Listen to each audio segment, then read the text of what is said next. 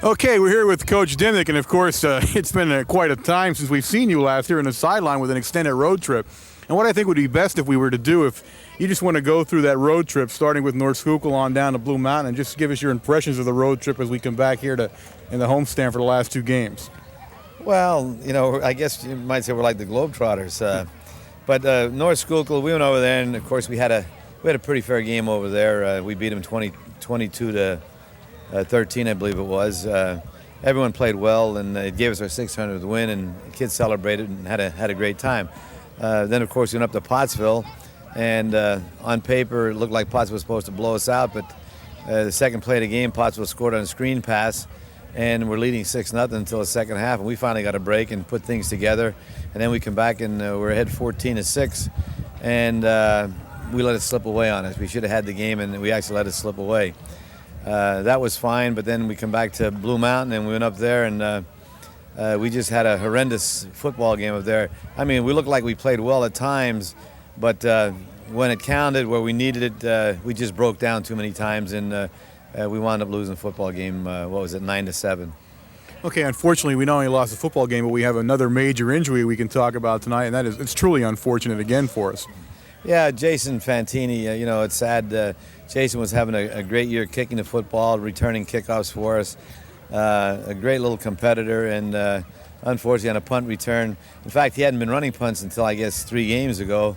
He wasn't running punts back, and we decided to put him back there and gave him that opportunity. And here he got pinned in on the sideline, and 3 or 4 guys hit him at one time, and the knee went on him, and he's going to be operated on next week. Okay, that brings us up to the West Hazelton Wildcats, which are here tonight. And, of course, it's kind of a sad year for them in that they're not going to have football as far as West Hazelton goes. They'll go into a jointure next year. So we're seeing West Hazelton for the last time. But talk around town, again, is that West Hazelton is a team that never beat us on the football field. And I'm wondering, maybe you're thinking they think that, too, as they come up the lineup for the last time in a West Hazelton uniform.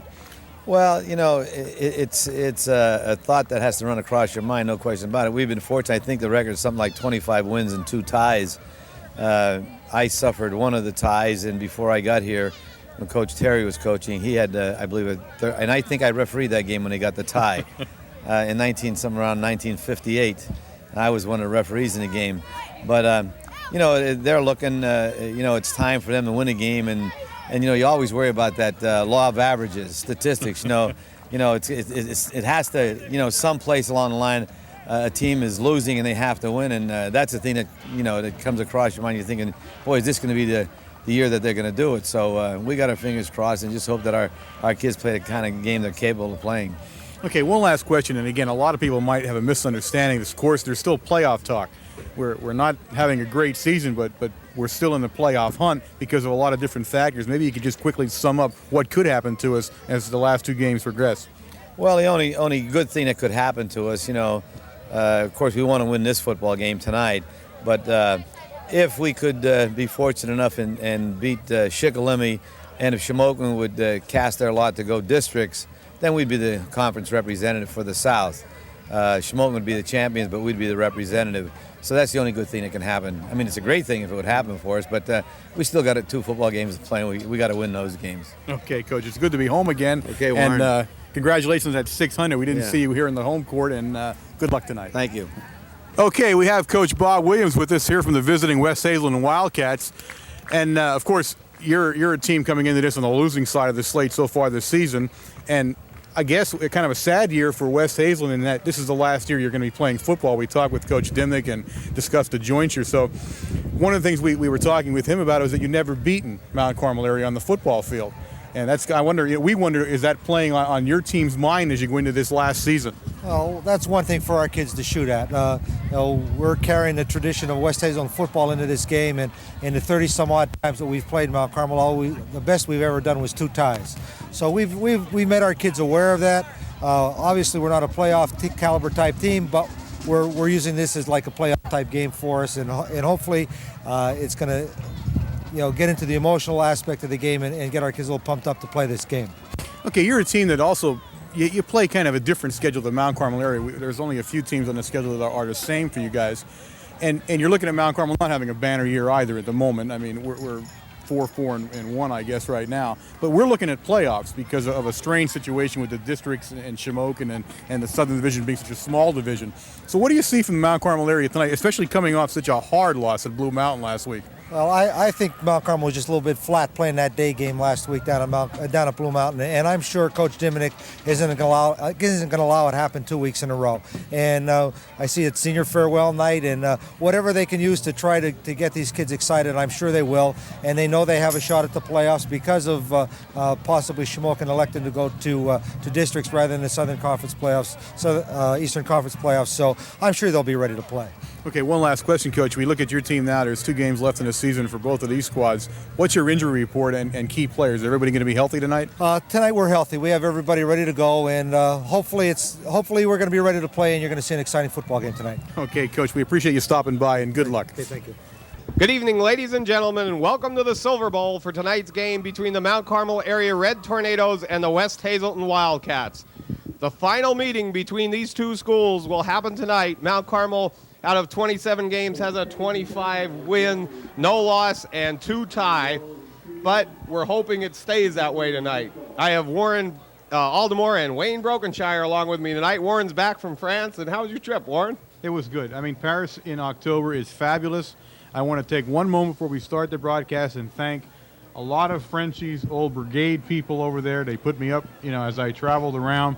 They went out of their way. They took me to the Champs Élysées and saw the Arc de Triomphe, and a couple of his people's names are on there proudly on the soldiers' plaque.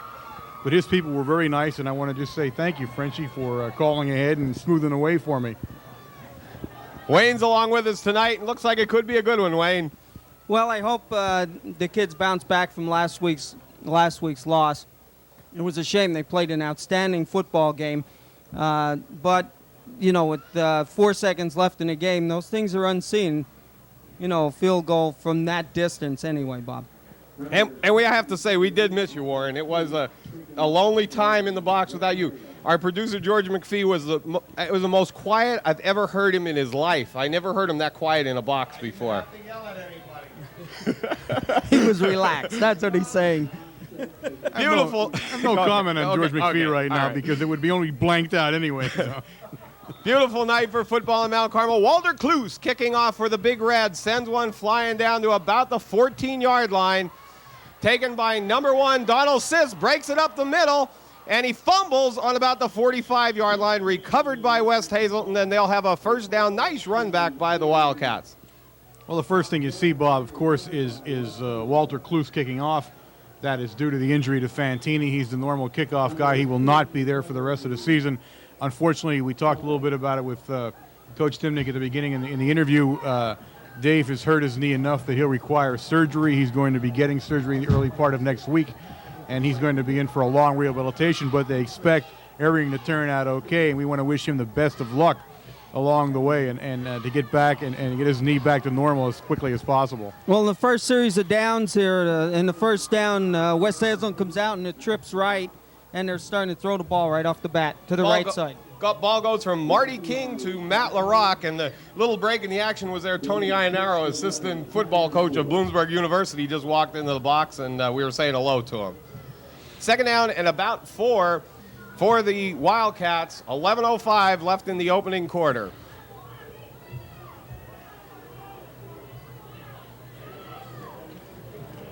'29 in motion. King back to pass again. Looks out in the direction of number 10. Carl Capes, broken up over there by Aaron Jamin. Of course, we talked at breakfast today, guys, about what we can expect from West Hazelton. They are, if you remember last year when they were such a superior passing team, they are not a passing team per se. They run a lot of fullback plays. You're going to see the fullback touch the ball, according to Coach Dimnick, 15, 20 or more times, depending on how it goes. But because of the film of last week, and I'm sure West Hazelton looked at Blue Mountain and thought, we at least have got to try to pass since we looked so vulnerable to the pass last week. So that's why you're seeing the ball in the air so much early in the game. King up the middle to Jason Harmon, and he's hit hard in there. Down on the bottom of the pile, Mike Fantanarosa and Sean Zarkowski. It looks like Scott Paul was also in on that hit, but the interior line of the Red Tornado defense was tough on that play. 4th down for the Wildcats and about 5, a loss of a yard on that play. Going deep in punt formation for the Red Tornadoes, number 29, Chiclet Trocky, and number 37, Joe Sinkovich. One of the angles you want to look at tonight, of course, and their coach and our coach talked about it, is that, of course, they've never beaten Mount Carmel area on the football field. This is the last chance for kids wearing a West Hazelton uniform to do so, and they're pretty fired up about it. Kick taken by Sinkovich on about the 21-yard line, and he'll be down there. So the Red Tornadoes take over 1st down and 10 on their first series on the 21. Looks like they're coming out in a wide open offense. In the first play of the game, they came out in trips right. In the second play, they came out with a slot on both sides, and the left-hand slot man went into motion, which to the right side, and they actually flooded the right side of the defense. Again, that's because of Blue Mountain last week. They're not that type of offense normally, according to Coach Dimnick. They're more of a plotting kind of offense, but they're seeing the same film, and they've got to see Blue Mountain and say we can pass the ball. And that's what they're going to try to do. Higgins and Sinkovich up the middle, gain of about 8 yards, close to a 1st down for the Red Tornadoes, and that's what they expected to do tonight. Is that correct, Warren? Well, they're going to just run right at them. I mean, if there's one consistent thing about the Mount Carmel area offense all season is that you give the ball to Sinkovich, you point him in the right direction, he's going to gain 5, 6, 7 yards. That's a constant. Joe Sinkovich was the player of the game for the 5th consecutive week this morning. I mean, truly an honor. And anybody who watched the game last week and watched the Pottsville game and any game this year is going to see that kid plays every down like it's his last. Total, pure intensity straight through the game. You're not going to see a lot of fancy stuff. I mean, Coach Dimmick believes we can run on this team. I mean, he believes we're better than them and we can beat them. But he's a little bit worried, of course, when you see us play all year, which team's showing up here tonight. Measurement for the Red Tornadoes, and they were just an inch short, so we'll be faced with a 2nd down and inches with 9:33 left in the first quarter.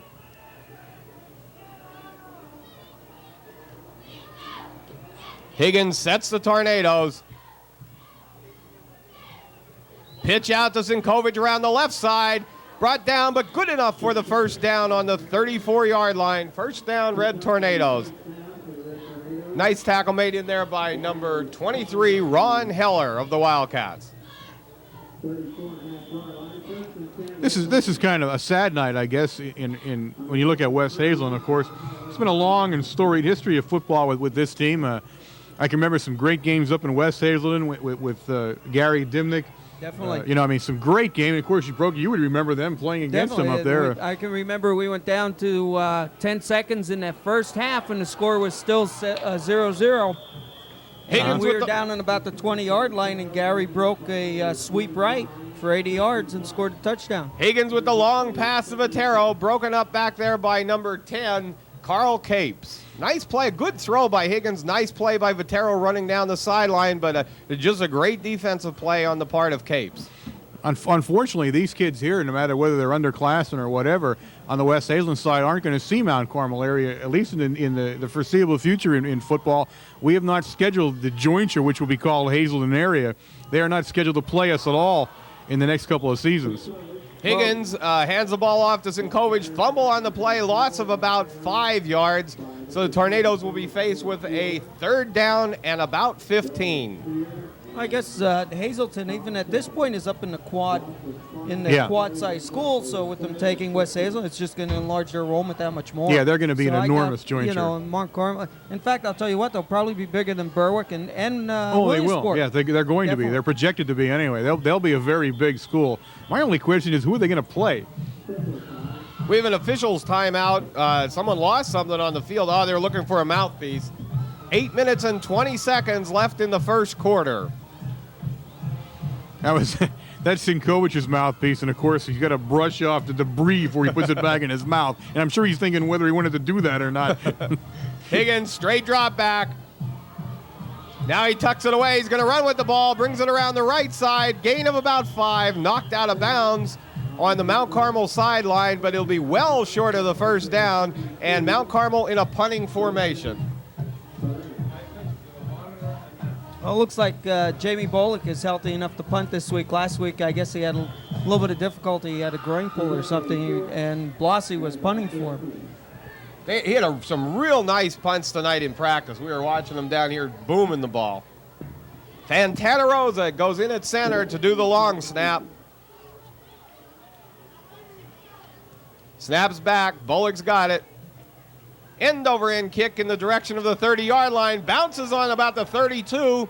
Capes picks it, tried to pick it up on about the 20. Vitero covers him down on the 15, and boy, they went backwards on that play. Well, that was a series of mistakes. The first glaring error, never let the ball hit the ground when you're that close to it. It hit the ground just in back of him. He could have made the catch. Then it bounced the wrong way on him, and then he fumbled with it trying to pick it up deep in his own territory. So I'm sure Coach Williams, when he gets to the sideline, is going to have a little talk about what he's supposed to be doing down there on that kind of a play. What occurs with Coach Williams? Does he become part of the Hazelton staff next year, or do you happen to say anything to him about that? We talked about it with Coach Dimnick, and he did not apply for any of the positions on the staff. First down and 10, Wildcats. Up the middle of the Capes, around the left side. Nice stop made in there by Zarkowski, and down on the bottom of the pile, Eric Belfani. Gain of only about 1. 7:20 left in the first quarter. Second down and 7. I didn't touch on it with Coach Williams himself, but Coach Dimnick said that he believed that Coach Williams did not apply for the position. And what they had done was that all three schools joining the jointure, which would be Hazelton, West Hazelton, and Freeland, were all given a chance. If you wanted to interview for the head coaching jobs of any sport, you were given that opportunity. I don't know who they all hired. I'm not privy to that information right now. King, he's going to roll to his right. Looks out in this direction, over the head of Capes, and he was going to get the ball at about the 25-yard line for a first down, but now West Hazelton faced with a 3rd down and 8. Well, again, here's a team that's trying to pass that wasn't a good passing team to start off with.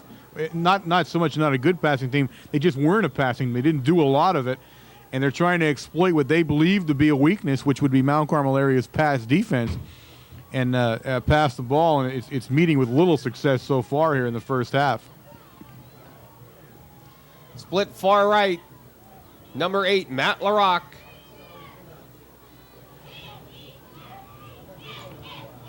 Quick pass, it was a lateral, and it's a fumble back there, so West Hazelton will be faced with now a 4th down and about 11. Did he throw that overhand or underhand? I was How did he do that? That was overhand. He turned around backwards and threw it overhand.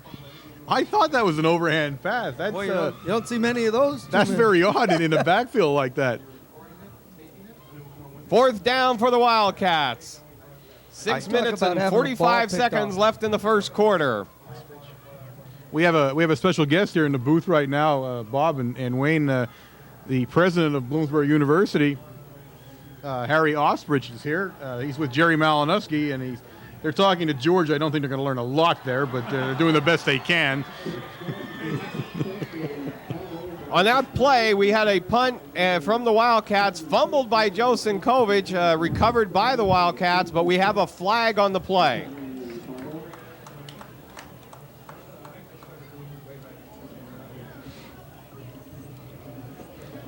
They're actually discussing it now with the Red Tornadoes, guys. Yeah, West Hazelton's marching back, so it'll go their way no matter whatever they're going to call here.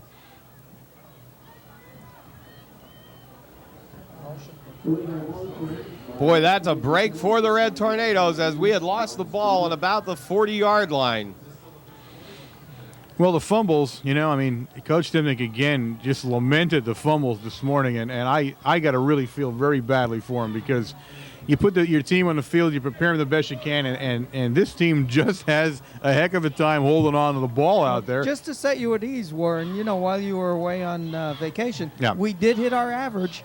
Oh, did we? In the Blue Mountain game. So. Oh, good. That's good. Grovich sends a punt in the direction of Trocchi this time, breaks it around the left side, and now turns it upfield to about the 40-yard line, knocked out of bounds by number 23 of West Hazelton, Ron Heller.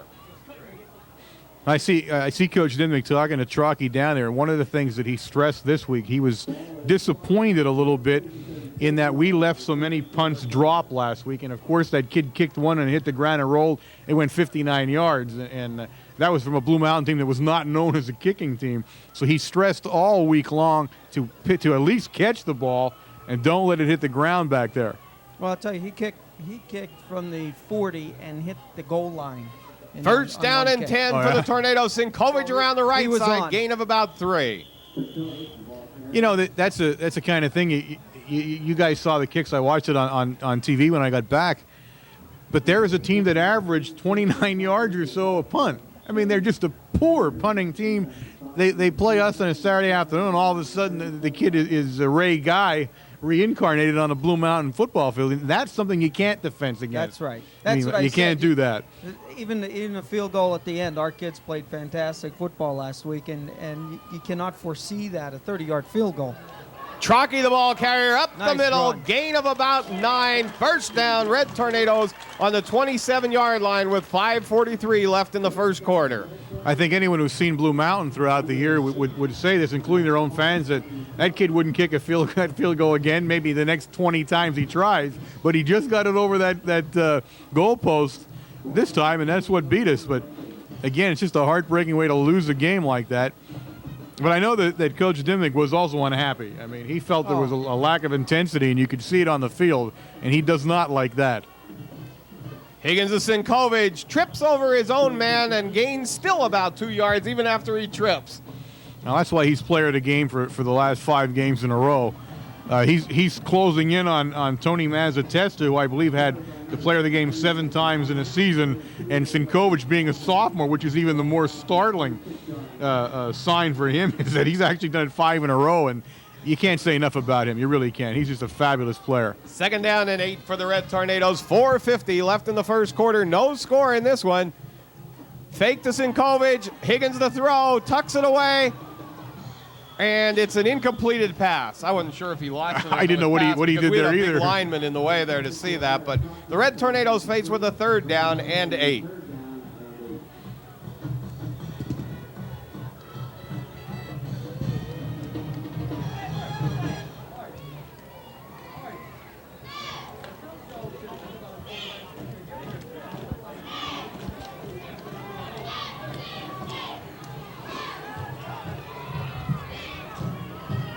Higgins sets the Tornadoes. This time the pitch to Sinkovich around the right side. Close to the first down. See, the good thing about him when he runs is he's like a train wreck. No matter where he's at, there's bodies flying, falling, caving in, and then you see him squirt through all that, and he gets that last extra like 2 yards as he goes by. What's nice, Joe knows how to turn his body to take the hit. You know that. Yeah. And you know, after all this time, even from last year, second half of the season, for as much as he carried the ball, that boy has not been injured. And I think and that's the reason he is so athletic that he does know how to take the hit. Mm-hmm. Pitch to Vitero, trying to go around the left side. It's going to be close. Looks like from here it could be a first down.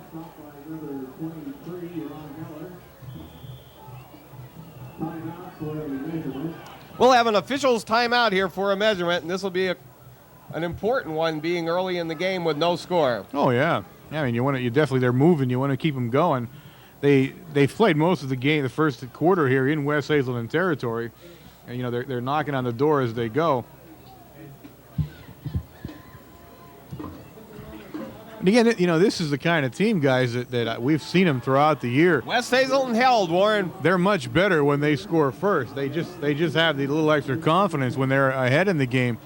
And there was a big stand for the Wildcats, and of course, even Coach Dimnick said when he was walking over with me to the interview, they're pumped up. They want to make this at least the one West Hazelton football team that beats us on the field of play.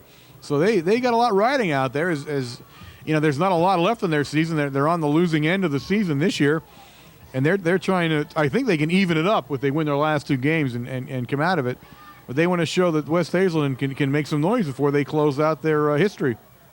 Marty King gives the ball off up the middle this time. Nice tackle made in there. Fantana Rosa hit him first, but then he was finished off on the right side by number 64, Mike Kogut, and Scott Paul in there.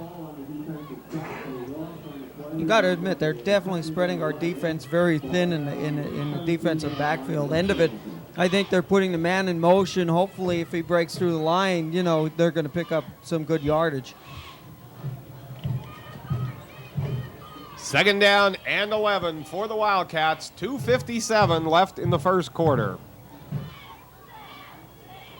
Oh, King moved on that play. There's a fumble also. I don't know if they caught the movement, but I didn't see a flag. There's no flag on the flag. on the No, field. he was coming back. He expected the ball to come back on his first count. That's still And the motion, though. Center held it right. Yeah, it was motion all the way. They did not call it. As I watched the game last week, I saw some interesting officiating being done at Blue Mountain again. There was some interesting stuff going on there. I tell you, I mean, we've been doing this now for what, 3 years or Right. so. When you're watching a game like we are, trying to see everything and what, it just galls me that officials are making such obvious mistakes. You know, I'm not saying these guys did, but officials in general make such obvious mistakes on the field all the time. King back to throw. Belfani hanging on to him, but a nice reception made by number 40, Mike LeSavage. And that's going to be good for a first down for the Wildcats. Tackle made in there by Jeremy Blossy.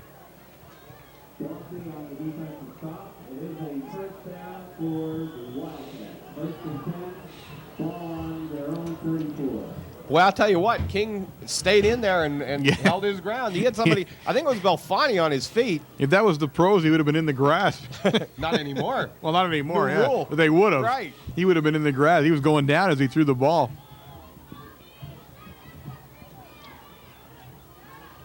King gives the ball to number 10, Napes, and Jamie Bullock fills the hole and knocks him back for about probably a 3 or 4 yard loss. Nice play by Bullock that time. Did exactly what a linebacker is supposed to do. I mean, when he filled the hole, he filled it full, and that was the end of the play. They're going to lose a little bit of yardage on that play.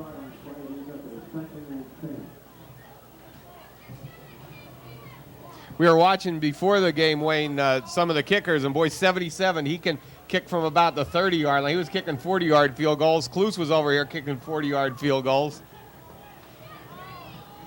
Second down and 10 for the Wildcats. 1 minute left in the first quarter. King back to throw again. Hits number 29, Chris Price, and he's out to the races, but he's run down by number 35, Mark Patero. Yeah, he wasn't going to outrun Patero, that's for sure. But again, a nice pass play, and again, the secondary got caught unaware a little bit there. What happened there? That he ran a hook pattern. As soon as he stopped to come back, Jamin slipped in the grass and just gave him enough time to catch the ball and turn and take off. Machuzak into the lineup for Sean Zarkowski. West Hazelton up to the line quick with 50 seconds left in the first quarter. King gives the ball up the middle this time to number 33, Harmon, and he gains about 8 yards. I'm going to tell you what, guys. You let this team score first. It is going to be a long night trying to get these guys and beat them. You're back here now. You know, we're only into the First quarter. First quarter. You're putting yourself out in that limb already. That's where all the action is, guys, on the edge. On the limb. You On guys. the limb. Well, I've left the limb and I'm on the edge All right. now. Second down and 1 for the Wildcats. King sets his Wildcats. We're going up the middle again to Harmon. Bullock with a nice tackle, followed up there by number 64, Mike Kogut. You know, guys, if you don't take chances, you don't get anywhere. This cautious outlook of you two guys, follow my lead, we'll go out on that edge and we'll see what happens. Well, that's the end of the first quarter with Warren back with us. We're going to start the second quarter in 1 second with the score. Mount Carmel Red Tornadoes 0, the Wildcats of West Hazelton 0. West Hazelton with the ball, third down and about 3 yards to go early in the second quarter.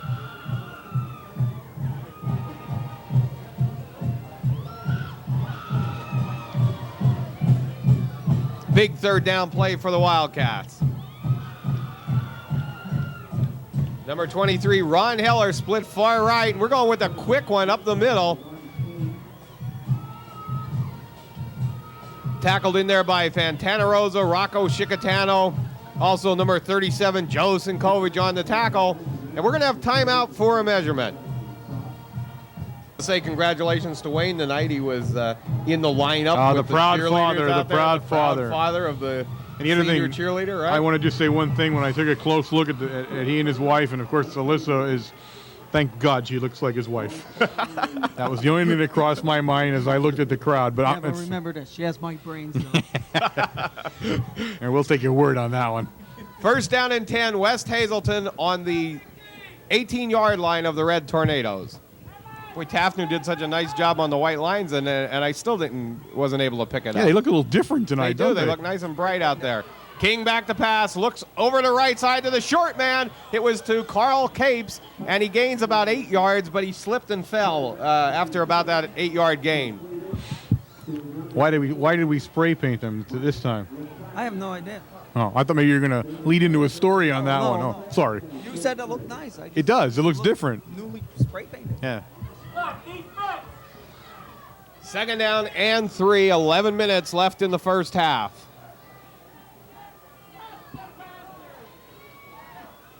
King hands the ball Oh. to number 10. No, he didn't. Carl Yeah. Capes, Play a by nice Fantana tackle Rosa. made in there by Mike Fantanarosa. Fantan man laid some cement down that time. You talk about backhoe operator. Boy, there's one right there. He was putting a form in He there. did a job. Whoa. Number 10, as you noticed, walked off the field. He got off the field. He's not in for the next play. He's wondering when they started letting our guys use heavy equipment to make a tackle. Third down and 6. King gives the ball to Harmon. Sinkovich on him and finishing him off is number 70, Scott Paul. I'll tell you what, they're going to go for a field goal. I'll put myself on the limb real quick. You're the guy because, that said 77 he can was boot him all kicking over him. the field. So let's see how well he does Out here. there. We didn't see a field goal. Do we see a field goal attempt at all until the North Schuylkill game, I guess? And now we see one every game now. It's like a new thing.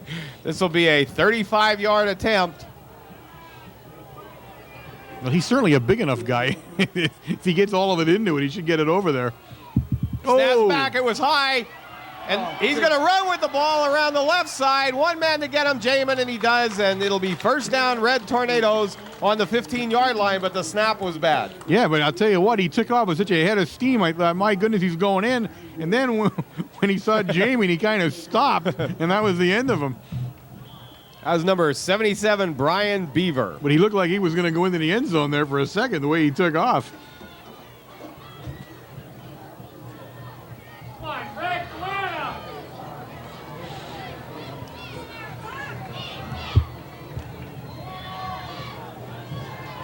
Ball goes to Sinkovich. Ooh. No. Trocky. Well, 77's mad now because that was Vitero on the carry. I'm was not sure. How did I get Vitero. That Trocky? What was it, a reverse? Yeah. That was a couldn't see from reverse there. to Vitero. But 77 vented his anger on that missed snap by coming in there and belting Vitero. Second down and 13 for the Red Tornadoes.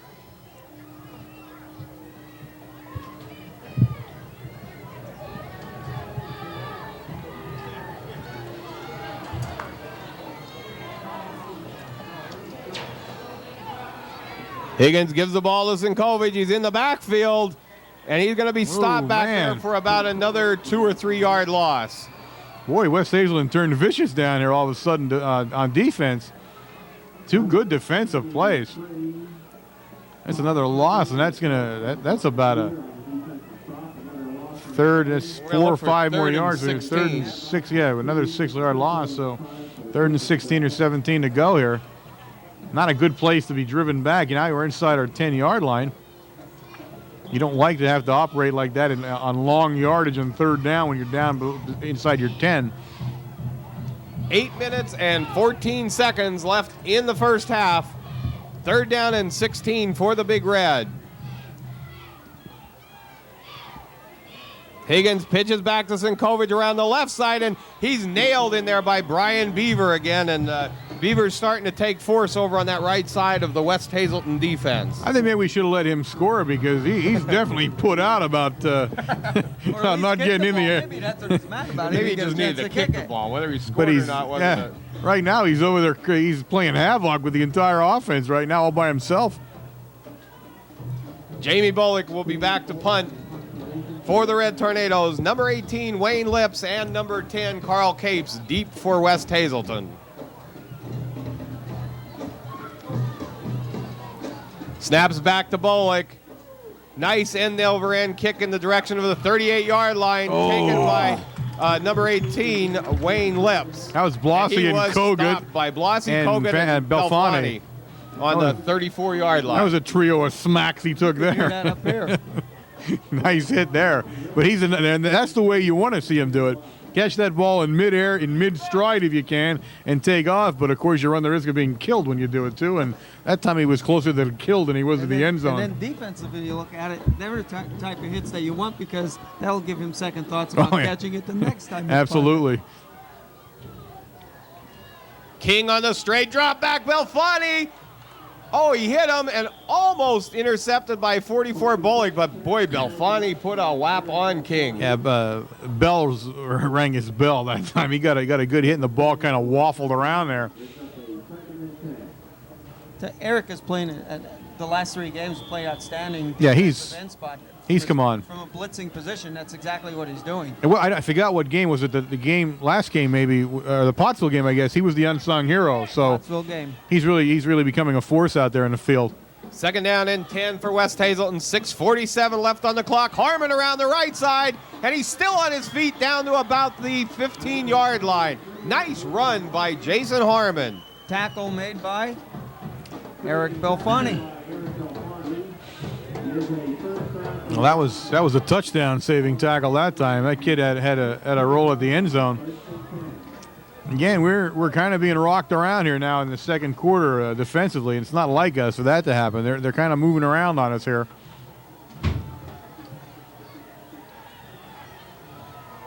First down and 10, West Hazelton.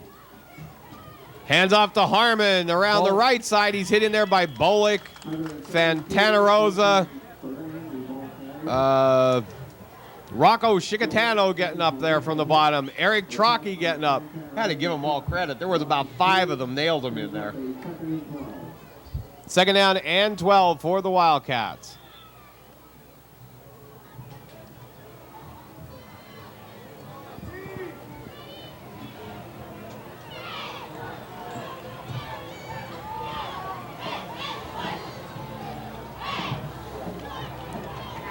King, he's going to roll to his left. Chicatano after him. Belfani after him, and the ball goes out of bounds over the head of number 8, Matt LaRock. A lot of pressure that time, and of course it's very difficult to throw an accurate pass when you're running like that, and then you're throwing it across your body into the end zone. Very difficult to try and make a pass like that. Good pressure again. They flushed him out of the pocket immediately and had him on the run right away. They kind of rise to the occasion, but they're letting him, no matter what happens here, if they don't get the first down, 77's foot will be back in this game for a second try at that field goal. Third down and 12. I'll bet he'd have a few words for the center, too, guys. Yeah, he spoke to him, I'm sure.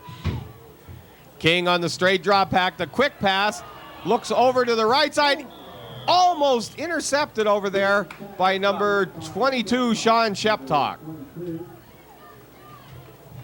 I think Sean was looking downfield because from up here you could see Sean stepped right in front of the receiver and he had it.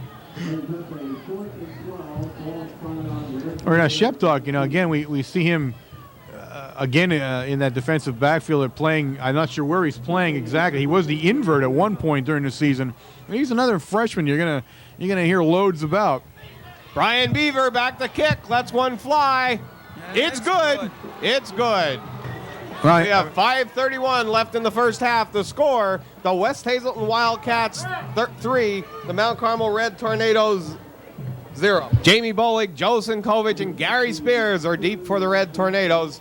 Kicking off for West Hazelton, number 52. We don't really have his number.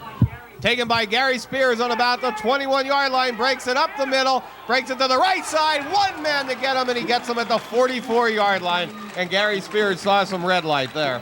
Big run that time. Spears again, there's a sophomore in the lineup, so you're seeing a lot of these young guys starting to shine as they get that experience throughout the year. Now we come to the latter part of the year, and they're making a name for themselves out there. They're very high on Spears. Apparently he's had a very good freshman year last year, and back in the midget football he was well thought of back then too, so they're expecting a lot from him. Sinkovich, the ball carrier, tries around the left side, and he's stopped after maybe less than a 1-yard gain. Okay. They just look like they want us to pass right now, guys. Yeah, they're kind of daring us. Wayne, they're just running right. You know, they're going to put everybody up there and say, throw the ball. Well, if that's what they want, why don't we do it? That's the whole point. I mean, Higgins is probably one of the better passers in the area.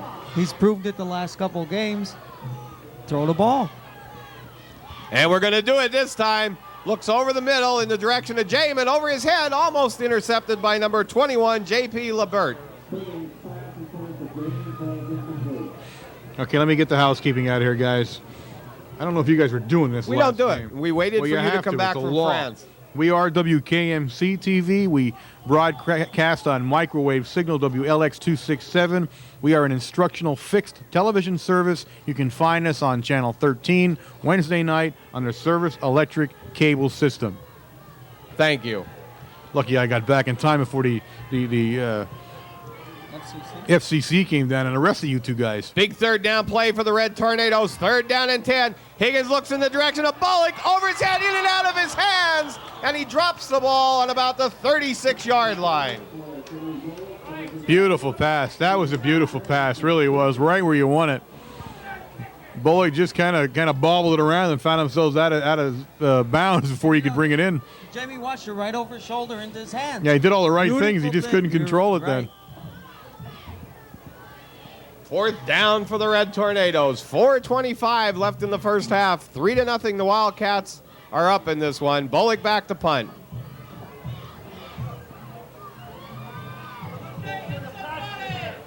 Snap back from Fantanarosa. Bullock sails a nice one in the direction of number 18, Lips, and he takes it, brings it around the Yeah. right side. Nice Belfani. tackle. Eric Belfani. The B, Belfani. He took him down, zeroed in on him. Oh, nice play. That's a nice play. I like that. Good hit. Downfield. Oh, yeah. He watched his belt buckle the whole Yeah. time, and as soon as he got close enough, he put his head down and drove. Oh, into the- good hit that time. That's what you like to see. Well, this is an important defensive stand for the Red Tornadoes. You don't want a team to come down and score on you again here right at the end of the first half. So, big, important drive here, or defensive stand for the Red Tornadoes.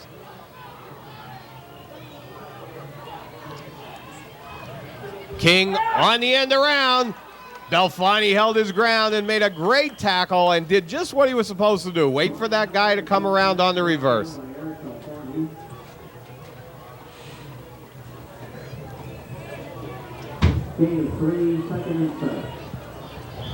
That's it. I just was afraid to give these guys a taste of what it could be like to win one here because they're definitely hungry.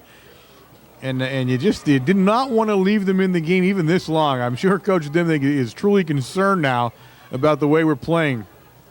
2nd down and 7. 3:22 left in the first half.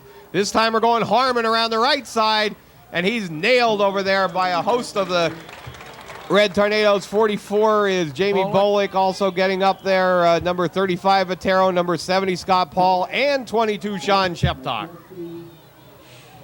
So we have a timeout. Being called here by the Red Tornadoes.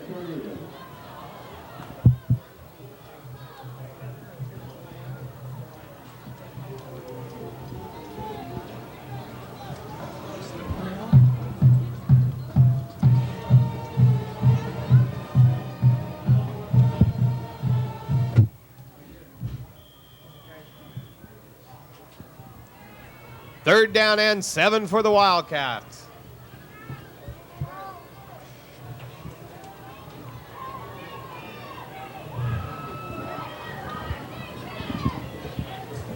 King, straight drop back, looks over the middle. Broken up nicely by number 48, Kevin Karcheski. Yeah, good play by Karcheski that time. And he actually almost had the interception. He was trying to follow the ball when he touched it. But the other thing about that, had he not touched it, it was a touchdown.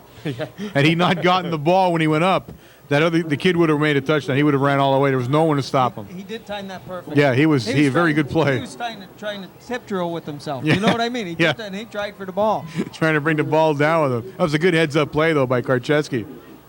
Chris Grovich punting for the Wildcats, and Kovich and Jeff Chiklitraki deep for the Red Tornadoes. Snaps back. They have the block on. Almost blocked in there. Kick goes through the hands of Traki. And he's going to fall on the ball. No, he doesn't. And Sinkovich falls on the ball on the 24-yard line. I'm telling you what, the punt returners are trying to kill Coach Dimmick. That's what it is. They're trying to kill him right on the sideline with this kind of stuff. Oh, goodness. I don't know what's keeping him from killing them when they come off. First down and 10, Red Tornadoes. 2:50 left in the first half on the ball on the 24-yard line. At this point in Jazz's career, I'm sure he doesn't need this kind of excitement game in and game out.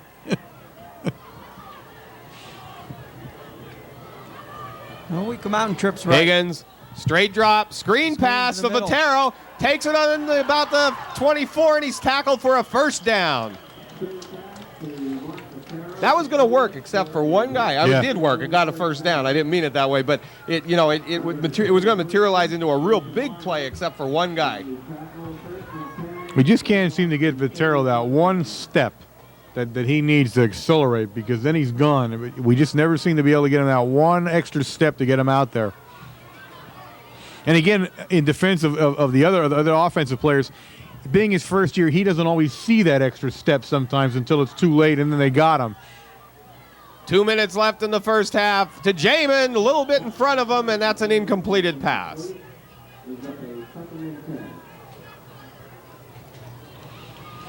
I don't know what that one West Hazelton coach, that big guy over there, but I can hear him all the way up here when he yells out into the field. He's that kind of big guy over there. He's kind of a foghorn for a voice when he lets go. I can hear exactly what he says all the time, and I'm across the field, up in the press box. Tornadoes up on the line. Higgins back to pass. Looks long in the direction of Votero. It's a wobbler up there.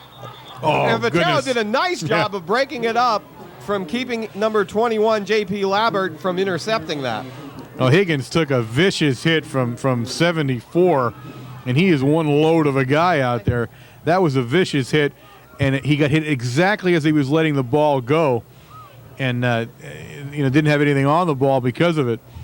But he was lucky there was no interception there. I think the free safety was standing there was a little bit surprised. The ball came right in front of me, and he never even reached out for it. Well, so Votero was double-teamed on that one, and I think 21 stayed back just for that reason. Big third down play for the Tornadoes. Higgins rolls right, hits Votero, and it'll only gain. Whoa! Nice. He almost got the first down. I was sure it was only going to gain about 5 yards, and he actually gained an extra 3 yards on his own. That was a nice move. He kept his balance and tight-roped the sideline. Yeah, that about was 3 or 4 more yards. Good athletic skill there to try to do that. 1 minute and 50 seconds left in the first half. A big fourth down play for the Red Tornadoes, and they look like they're going for it. Well, you get a little bit concerned because Bollig entered the game right at the last second here, so I hope he brought good news in with him. Ball to Sinkovich around the right side. First down, Red Tornadoes.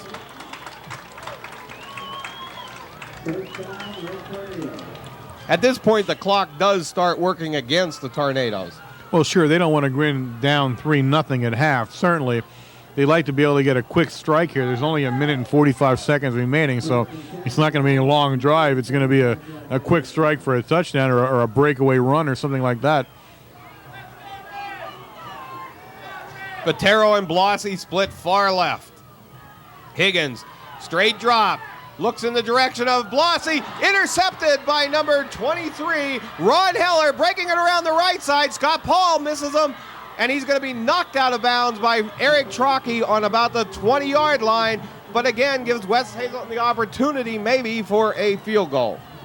Scotty, he's slow. He's up. Oh, goodness. I mean, we just don't look in sync here at all in the first half.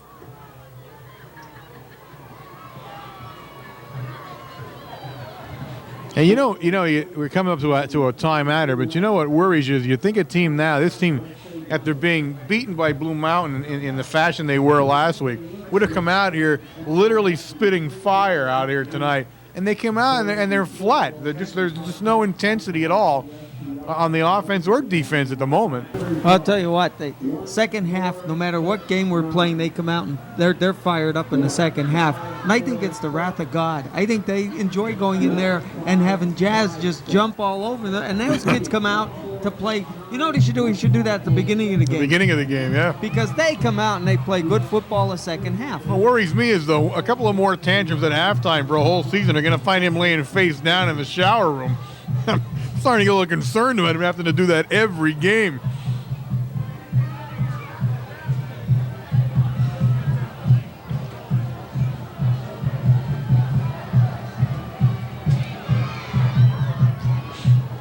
.118 on the clock.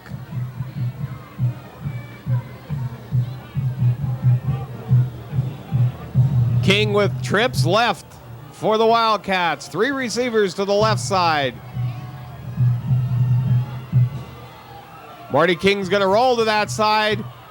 Fakes a pass, pumps once. Oh, almost intercepted by Joe Sinkovich. Nice play by Mike Fantanarosa and Sean Zarkowski. Well, that was a little bit of taste of what they've given Higgins the last couple of times. We gave it back to him. That ball was interceptable. He could have got one more step there. There's Eric. Eric came in, charged in, and he got up in front of the quarterback. He must have been 12 feet in the air. I never saw a football player get that high off the ground. But the quarterback had to pull the ball back in and move to a different spot. 1:12 left on the clock. Second down for West Hazelton. Again, the same formation. This time he's looking to his right, and he's going to the corner of the end zone. Oh, nice play. Oh, that was a nice play. Almost intercepted by Bob Veach. So close to intercepting that. Good play on Veach's part, though. That's a hard play to defend, Definitely. and he was in perfect position to defend it. A lot of high school defensive backs would have coughed that one up for a touchdown. They really would have. That's a very strange play when he slows down and then tries to zip right past you at the last second. Third down for West Hazelton. 1:07 left. The ball's resting on the 21-yard line of Mount Carmel. Marty King going back again. Looks over the middle. And that one almost could have been interference against West offense. Hazelton. He That's was calling Veach, but he was the one on Veach's back. In fact, Veach had the inside position to catch the ball. Right. Fourth down and 10, and now West Hazelton will have a decision whether or not to go for the field goal or go for the first down. Timeout called by West Hazelton. Fourth down and 10 for the Wildcats, and they're going to leave the field goal go by this time. They're going for the first down. Fourth and 10. Harmon goes in motion. Marty King on the draw, quarterback draw, fumble on the play. Recovered by the Red Tornadoes. That was a good. Who was that? Fantanarosa that whacked him there as he was going through. Hit him from behind and brought his hand up and knocked the ball right out. I think that was a design quarterback draw. The way it looked, the middle was cleared out for him. Well, they spread everybody out. They put trips left. They even put the remaining halfback. They put him in motion, drug the other defensive back out of the way, left the middle wide open. Yeah, that looked like it. I'm not sure he didn't fumble on purpose, too. I don't know. It just appeared he was going down, and he left one fly just because it was fourth down anyway. Yeah, it wasn't going to make any difference there. Place to do it, right? But he did get a good. I saw the arm come up, but I couldn't tell that was Fantanarosa that had his arm up there like that, because the ball really went a far distance. He didn't just drop it. It squirted 10 yards there. Tornadoes on the 10-yard line with 57 seconds left in the first half. Vitero around the right side. Finds one tackle to break. He'll get a first down, and they'll have the clock stopped to move the chains. So Mount Carmel will hurry up with the huddle with 49 seconds left. Now, see, what I might do here is I might try another screen to Vitero. Try and get the speed out there in the open and see if he can break one. First down and 10. We're going to have offsides on this play. Ball goes to Jamin, out of bounds on the 31-yard line. We got motion on that play. We have a motion call against the Red Tornadoes, so this one's coming back with 35 seconds left on the clock. Well, we've done fairly well as far as penalties went. We were stung by them in some games, but this has been a pretty good first half anyway as far as penalties. It's not been our problem, but We just can't get on track there as we're playing. But I still like getting Vitero out in the open and seeing what he can do. You might as well get your speed out there and see what happens. Do that now, definitely. Higgins, straight drop back, looks in the direction of Jamin again, out of bounds on about the 29-yard line.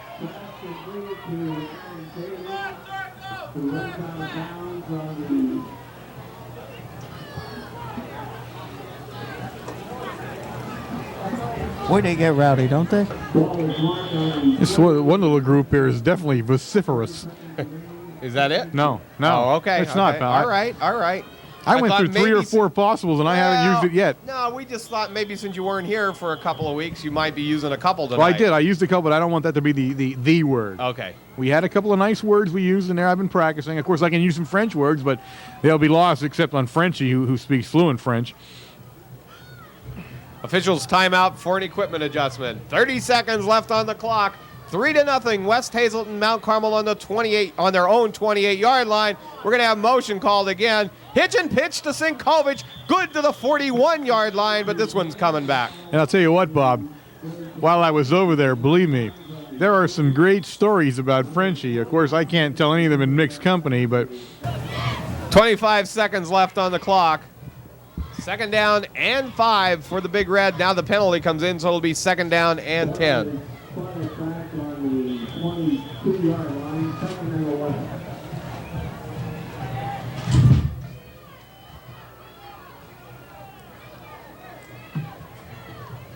Sinkovic up the middle, and that one's not going too far. Stopped in their initial hit made by number 74 of West Hazelton. He's not even listed as a starter, and he's not even listed on our paper. He's not listed permanently on the program. We're not sure where maybe he's from Hazelton. There's always one guy like that. You ever notice that?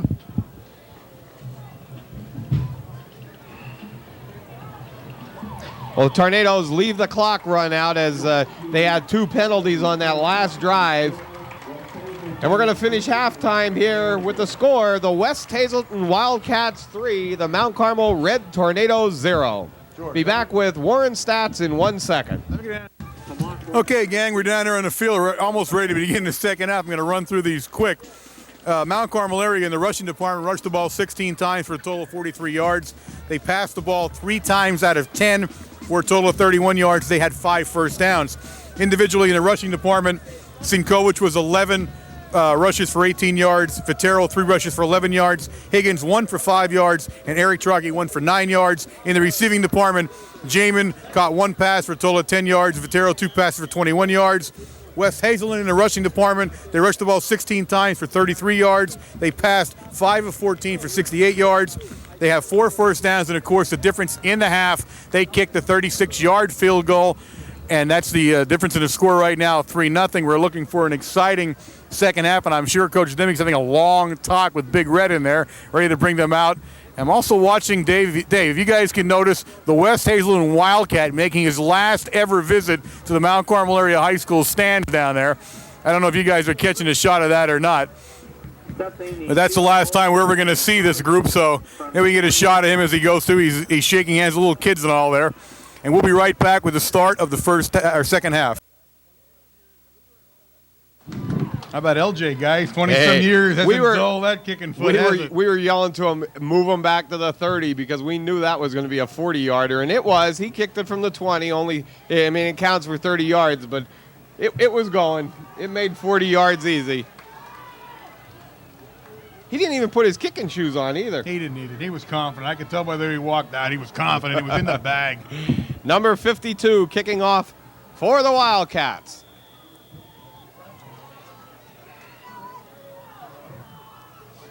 Nice high kick in the direction of Jamie Bolick. Takes it on the 20-yard line. Breaks it around the left side, up the middle. Puts his head down and goes to the 35-yard line. Nice run back for Jamie Bolick. I don't want to mention anything, but I was down in the field, and Jose and I glanced up during the stats, and I looked into the King Cole booth, and I guess is that a Smitty booth too at the same time? Yeah, it's a Napa booth, really. Or a Napa booth, and all I saw were you guys chowing down. I saw mouths moving and food being shoved around, and I just want to say thanks because I noticed all you brought back here, and it's enjoyable. Thanks a lot, guys. Up the middle of Sinkovich, gain of 5 yards. Good run for Joe It was good Sinkovich. while it Nice lasted. blocking. It was okay. I wasn't hungry, really. You know, I'm trying to lose a little bit of weight. They say TV put 20 pounds on me. The trouble is, when the TV turns off, I still have it. What's amazing I is you can't didn't figure that out. You don't look like you lost much over in France. No, well, hey, I'll tell you what, Frenchie's guys over there treated me like a king. I mean, we ate all kinds of good French food. Second down and 4 for the Tornadoes. Pitch this side to Sinkovich. First down to the 50-yard line.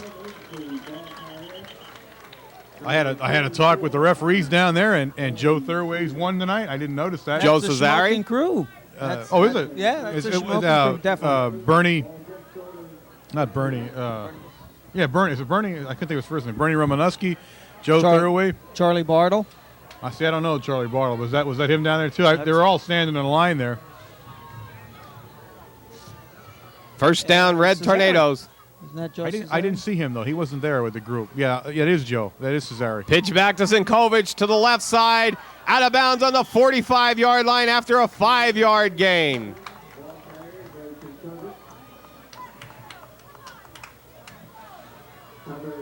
Geez, I thought I saw Geary go for his gun there for a second. I don't know. I got to get back into the swing of things tonight, guys. None of you. I saw the two broadcasts. They sent the tape over to me, and nobody went out on a limb or did anything while I was gone. Second down and 4 for the Red Tornadoes. This time to Vitero inside, breaks it up the middle. There it is, Warren. One There's man your to play. beat, and he cuts to the right side. He's going to be He's gone gone. to the He's end gone. zone. Touchdown, Red Tornado. Oh, we waited all year to see it, guys, and there you had it, There it Vitero. is. Pure Nice speed run. and moves. That's what we were looking for, and there you have it. Mark Vitero, ladies and gentlemen. 6 points for Big Red. That puts him ahead in this ball game. And it's good to see Mark reel one off. And you could see he waited for his blockers as he was going Yeah. through the lines. As soon as he'd cut right behind them. You also see as soon as he got in the open field and made the cut, nobody was catching him, and he was long gone. Walter Kloos into the Red Tornado lineup for the extra point. Fantanarosa snapping, and Bob Veach will be the holder. Snaps back a little high. Kloos's kick is up, and it's good. 10:25 left in the third quarter. The score, the Red Tornadoes 7, the Wildcats 3. Fourth time and went inside the Vitero for the touchdown. Nice play, really was. And it's good to see Vitero score like that. He's been so close so many times throughout the year. It's good to see him put one up. Yeah, tonight, that was the third time. And, Yeah. the first 2 times he'd pick up 10, 15 yards, ready to break at one time. Kloos with a high kick to number 1, Donald Sist. He's coming up the middle. Nice tackle made in there. Number 31, the P, sweet P in on it. Also number 37, Joe Sinkovich. It's good to see the P in there. I didn't say much about him this year, and unfortunately, he's playing as hard as ever, and you know how hard that is. I mean, he's just unbelievable when he puts his helmet in there, but he's been hampered by a pretty serious knee injury, and it's really kept him down the entire season. Coach Stimmy talked a little bit about him at breakfast today, and they miss him. They really do. And there's nothing he can do, but he's playing as hard as he can with that knee the way it is. But it's a shame.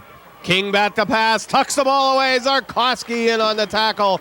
Also Scott Paul in there, and in the center of the line, Mike Fantanarosa.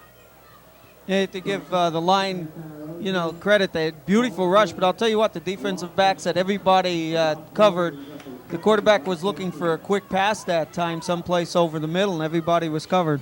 Okay, now we got to get heads up. We got the locust gap flash over on the end now. 60 Klingerman is in the ball game, and he's looking to do some damage. Second down and 14. 9:22 left in the third quarter. Tornadoes with a quick score in the third quarter. Draw play up the middle to number 10, Carl Capes. Gain of about 6 or 7 yards, tackled by Vitero and also Mike Kogut.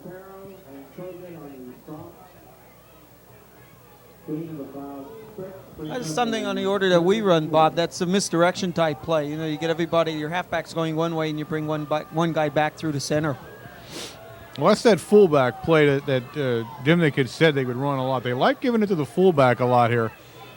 Unlike most teams. I mean, most teams don't run their fullback like this team does. King, he's going to roll to his right, going to take the ball on the bootleg, and he'll have a first down for the Wildcats. Tackle made in there by number 44, Jamie Bullock, also Mark Vitero and Jamie Blossie. You don't see too many teams putting their quarterback out there running the ball on a sweep, a bootleg with some guys blocking, but boy, you're looking for some injury there. That was a quarterback run all the way. First down and 10 with the ball on the 42-yard line. 8:23 left in the third quarter. King on the misdirection to number 23, Ron Heller, and he gains about 5 yards. Tackled in there by number 87, Eric Belfani, and also 48, Karcheski, coming from his cornerback position. I'll tell you what, Karcheski stepping on the field in about the third game, I guess it was. Since then, every time he's been on the field, he's done an outstanding job. He's in on every play, doing a beautiful job to fill in. Is he a freshman, Bob? No, Karcheski's sophomore? A junior. No, he's a junior. Oh, is he a junior?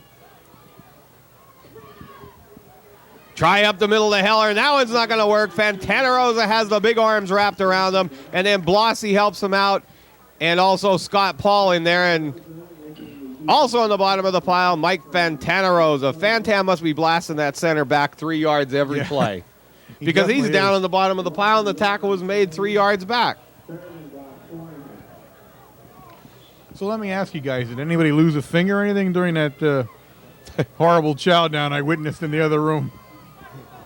You're worried about that food, aren't you? It was like you guys were like tearing an animal apart in there. I couldn't believe it. I mean, even some of the people in the stands that turned around and was watching that thing. My goodness. That was Wild Kingdom there, I'll tell you. Third down and about 4 yards to go for the Wildcats.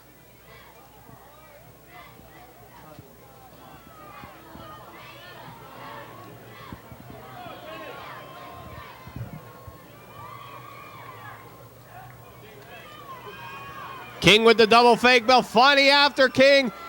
And first down over on the left side of the field. Tackle made by, looks like number 37, Joe Sinkovich. But a first down again by the Wildcats. Well, the hardest thing for a defense to do is defense against a scrambling quarterback. I mean, that's in all levels of football. That was not a design play. He was just flushed from the pocket very fast. Belfani had flashed in there right away. I saw his number go by. And, he's just improvising now, and that's a very difficult thing to defense against, is a quarterback who can move around like he does.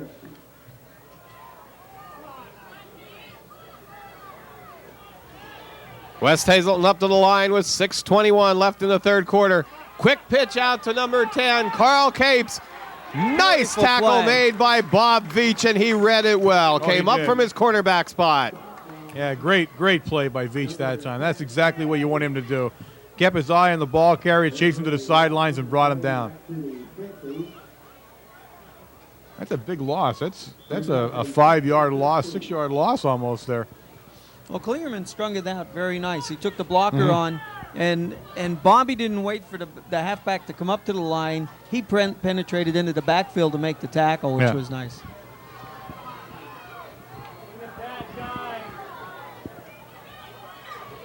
Second down and 15, 5:36 on the clock in the third quarter. Nice play by Belfani, just jumping up. This time King throws one up.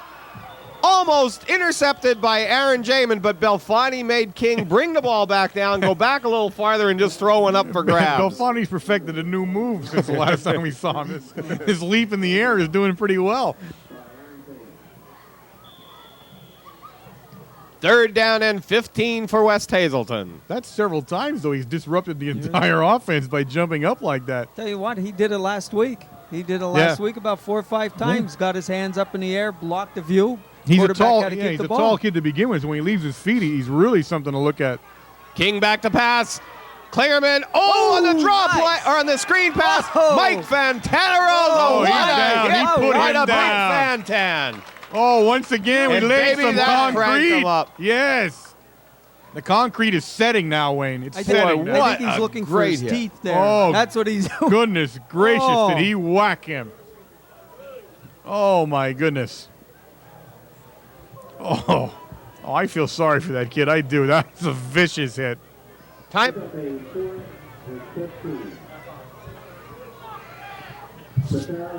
Fourth down for West Hazelton. Back to punt. Number 80, Chris Grovich. Vitero and Sinkovich deep for the Red Tornadoes. A bad snap. Goes over his head. Belfani in there, and he's on the ball. Nice play, Eric Belfani. I'll tell you what, Belfani's all of a sudden, I mean, he is just a one-man crew out there right now.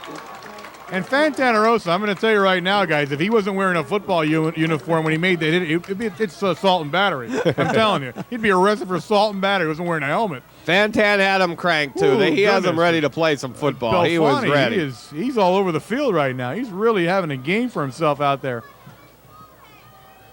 That ball took a really weird bounce when it centered back. You see it go over his head like that. First down and 10, Tornadoes on the 31. Joe Sinkovich, gain of 5, down to about the 26-yard line. That wasn't the kicker's fault at all. I mean, he got in front of it and everything, and it bounced so weird when it got there. It went right over his head on him. Yeah, there's nothing he could do about it. I'll tell you what, if WNEP was here, they have the hit of the week. I think that would be the hit of either the season or the week or the month or whatever you want. Whatever you want. That's the kind of hit that makes you sick in your stomach when you see it. I mean, that was, Another injury here by a West Hazelton player, and I'll tell you what, the Tornadoes are now getting tough. Yeah, they're kind of in gear right now, and that's a good sign for them, but it took them a whole half to get there. The Wildcats, Jason Barron injured on that play. Second down and about 5 for the Red Tornadoes.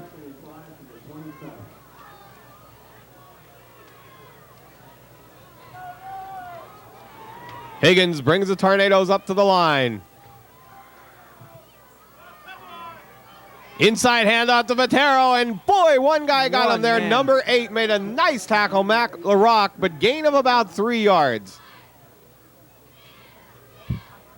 Vitero was looking downfield. He had open field. It was just a shoestring tackle. Yeah, I think we're going to try to bounce that play a couple of times yet. Bob, what is... Food has arrived. Self-service? So this is what the food looked like over there, huh, you guys? got service on it. I'm Look impressed. at that. Yeah, we had to go and get it, though. It wasn't brought Kathleen here. actually brings the food Third over, down guys. and 3. Trockey coming around the left side, turns it on, and gets down to about the 21-yard line. Oh, now this was very nice. A little soupy here, guys. Bologna, cheese, little things here. I don't know what they are, but they're little things with cherries on them. I wonder if they had the monitor on over there that they knew you were hungry, Warren. Well, I'll tell you what. Well, they probably felt bad after the way you guys ate over there. I can imagine. You look emaciated. No kidding, Warren. You look like you need it. 3:30 left in the third quarter. The score, the Red Tornadoes 7, the Wildcats 3. Fourth down and 1 yard to go for the Tornadoes. Trockey up the middle, first down, Red Tornadoes. We have 3 boys in the backfield. Trockey, Sinkovich, and Bolek. That when you are at 4th and 1, you're down at third down and 2. You're not afraid to give it to any one of those 3. You know they're going to pick up 3 yards. They are bruising runners.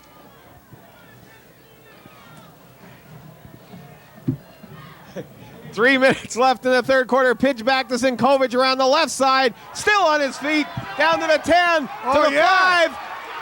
Yeah! Touchdown! Oh, they're going to say he's out of bounds on the 8, Come but on. what a great run by Joe Sinkovich. Oh, great run.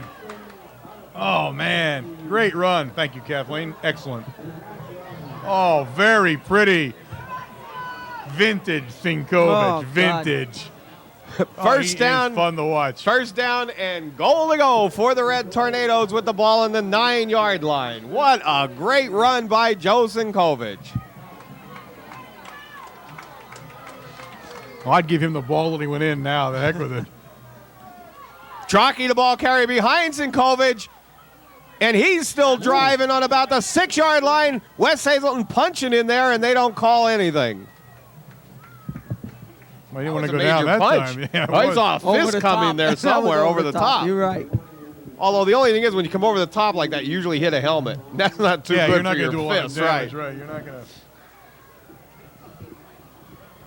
Put your arm in the little cakes here. Mount Carmel down to the 6-yard line with 2:16 left in the third quarter.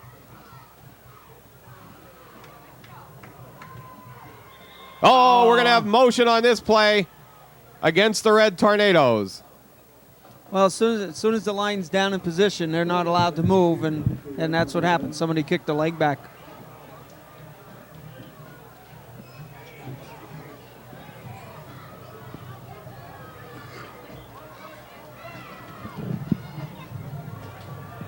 Tornadoes faced with a second down and goal to go from the 12-yard line.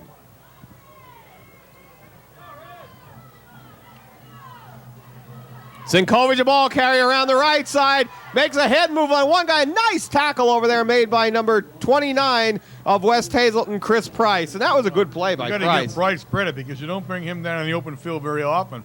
And he was hanging on to that one leg and brought him down. But 1:40 left in the third quarter. We have a timeout call by the Red Tornadoes. I don't think that. Tornadoes come up to the line, third down and goal to go from about the 10-yard line. Higgins on the option, pitches to Sinkovic, to the 5, to the 3, to the 2, look at him. to the 1. Oh, knocked out of bounds on about the 2-yard line. They pushed him back, but was that one Sinkovic all the way? God. And in between there, while 6 guys were trying to carry Sinkovic out of bounds, the other 5 were being taken on by Trocky, who was challenging him to a street fight at the goal line. So we had him. Everybody was kind of occupied in that play in one way or the other. And Trocky is getting more and more angry as we get down there. Fourth down. Somebody takes a shot at him. Fourth down from the Red Tornadoes at the 2-yard line. Higgins to Trocky, up the middle, touchdown, Red Tornadoes.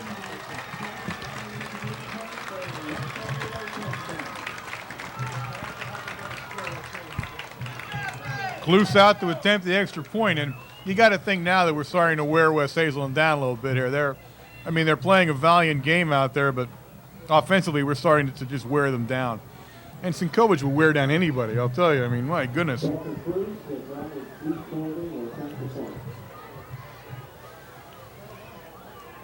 Tantan snap back, it's down, the kick's up, and All right. It's good. Nice kick by the Cluse man. With 1 minute and 4 seconds left in the third quarter, the score, the Red Tornadoes 14, the Wildcats 3.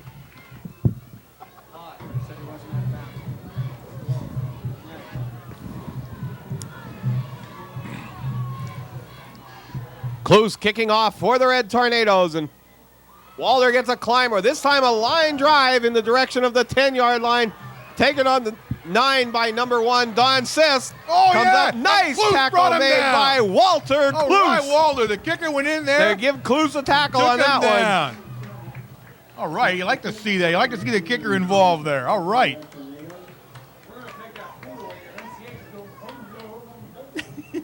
I want to apologize for our producer once again. He's having an attack over in the corner, but he'll be okay. We'll watch him. one. 42 seconds left in the third quarter. First down, West Hazelton. It's an important drive for West Hazelton here. King back to pass. Going to tuck the ball away. Looks over the middle in the direction of completed number that. 40. Well, I'll tell you Mike what, looks savage, and I thought he was past the line of scrimmage he when was he a threw yard it. and a half But past the line of scrimmage when he wondered threw there. that ball. I was in agreement on that one, Wayne. I was getting ready for somebody to say that. Well, Jazz is having that same discussion with whoever listened out there. And he just had a discussion with the official on the previous play about something. I think he was arguing about whether Sinkovic was out of bounds or not. Right. I mean, I think that's what he was arguing about there. I don't think he was, and our cameraman, Dave Fetter, said he wasn't either. First down and 10 Wildcats. King on the draw play. Nice Whoa! play. Great tackle made in there Beautiful. by number 41, Eric Trocky. Trocky. Well, I'll tell you what, I think that hit from Fantanarosa is contagious because they're trying to kill people out there now. It's amazing how those types of plays spark other kids Oh, into yeah. playing a good game, doesn't Yeah, it? it really does. They get everybody fired up. That's the end of the third quarter with the score. The Red Tornadoes 14, the Wildcats 3.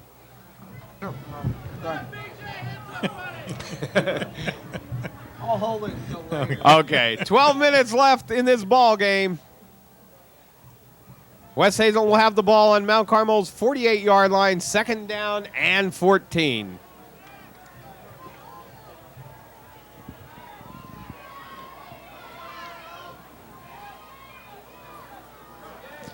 King up the middle, this time to number 10. Carl Capes, and he's off to the races. Touchdown, West Hazelton. Oh, wow, that was quick. Well, we had made some major defensive changes there. Fantana Rosa had been moved to a tackle position. I'm not sure who was where, but they had really done some changing And on the defensive lineup. And we blitzed the right linebacker and left that hole there too. Touchdown, Wildcats.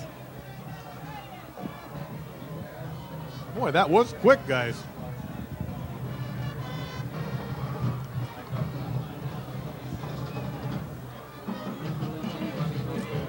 Number 77, Brian Beaver, will be in to attempt the extra point. If they go for one, if they go for two, we'll see the offensive starting lineup of the Wildcats, and that's what they're going to do. They're going to go for two here.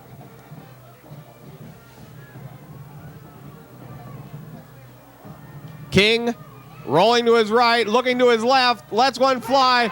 Intercepted by Mike Fantanarosa.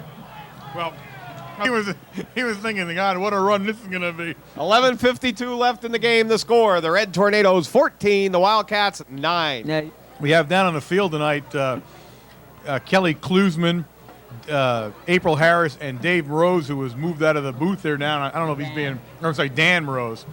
I keep saying Dave about him all the time.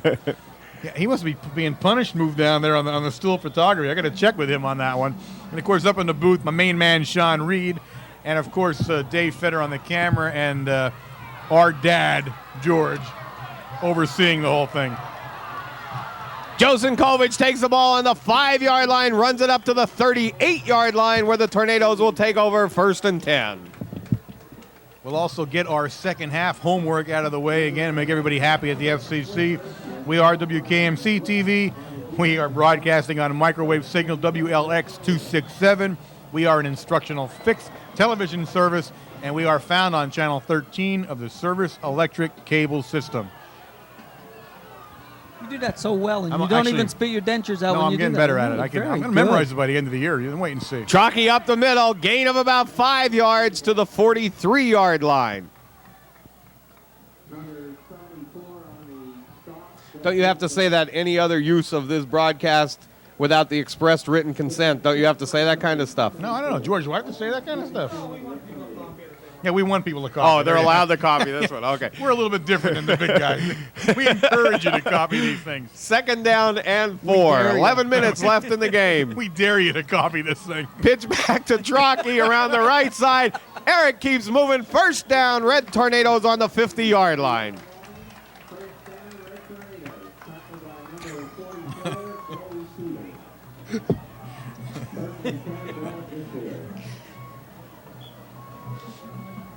I don't know, Warren. You bring the worst out in this game. Geary, Scotty Paul, Shikatano, Kogut, and Machuzak in there on the offensive line. Trockey up the middle this time, gain of about 7 yards, almost close to the, well, they're about 2 yards short of the 1st down, about the 42-yard line of West Hazelton. Do you hear that guy over there again, though? The band's playing, and I can hear him yelling over here. And that time, I don't want to repeat what he was yelling because he was unhappy about it. 2nd down and 3, the clock down to 10 minutes in this ball game. Higgins on the inside to Vitero. 1st down, Red Tornadoes. Down to the 38-yard line. Nice play on that one. As soon as Vitero went in motion, the right halfback came up into position into the middle linebacker's spot, waiting for him to come through the line. Vitero hit him and spun off the tackle. Okay, I warned the cheerleaders we're doing them next week, so they're getting ready. I told them I'd have a great question for them. Now they're a little nervous down there. Higgins back to pass. Everybody covered, and he's going to be stopped for about a 10-yard loss. Let me ask you guys something now. When they scored that last touchdown, the score became 14-9. And, of course, Coach Williams eschewed going for the extra point by kicking and trying for 2. Now, he eschewed going for the extra point. Wayne, he's waiting for one of us. There it is. The word of the week. But my question is, why was he doing that? Are we lining up for a possible tie down the line with a field goal? That's what he was. looking for? I'm sure that's what he was lining up for. Chalky around the right side. 5 yards, 6 yards, 8-yard gain. Back down to about the 41-yard line. And of course, this man has a vernacular. well, the word eschewed, of course, came to mind after watching you people eat in the booth at halftime, and chewing just came to mind. So that was an easy word of the week. That was. I mean, I've seen shark frenzies on National Geographic that weren't quite as horrible as what you guys were involved in over there. 3rd down and 12, 8:25 left in this game. Higgins rolling to his left. It's the option play. Pitch to Sinkovic. Ooh. It goes out of bounds. Ooh. Still might be Mount Carmel's ball. Yeah, it did go out of bounds. I'll tell you what, right on the line, Jeremy Blasi had a vicious hit coming back onto the tackle I or didn't see the that. end. The option play always seems like so hard of a play to run to the short side, though. I mean, you always have an accident when you're on the short side. Well, that and it seems. appears the defense always appears to jam it up so well. Yeah, but see, Jazz just loves to run to the short side. His philosophy has always been, with the amount of confusion over there, it seems to be easier to get through. On the shorter side of the field, he always has done that. Bullock back to punt for the Red Tornadoes. 8:10 left in the game. Oh, Nice number kick. 23. Good kick by Bullock. Fumbled by Lips on about the 10-yard line, starting back up the middle. And he's popped in there by Blasi and 44, And that's, Jamie the punter- Bull- or no, Oh, no, that's Mike Hogan. Hogan. And that one put Blasi Is that down. the second time those two teamed up shoulder to Oh, shoulder yeah. on the kickoff? They did that. Yeah, they did. Well, there's some great hitting going on out there tonight, I'll tell you. First down, West Hazelton with 7:59 left on the clock. I'm still sore from that Fantan hit earlier, though, I'll tell you.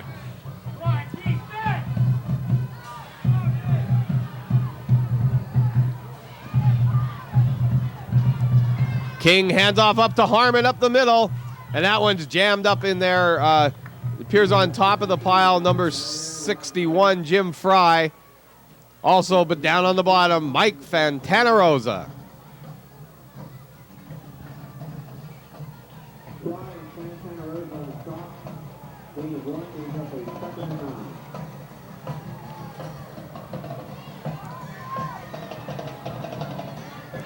Second down and 9 with the ball on the 16-yard line. King back to pass. Lets one fly, and it appeared his receiver, number 23, Ron Heller, had cut inside, and he thought King thought he was breaking out to the sideline. Karcheski was with them all the way, though, had him covered.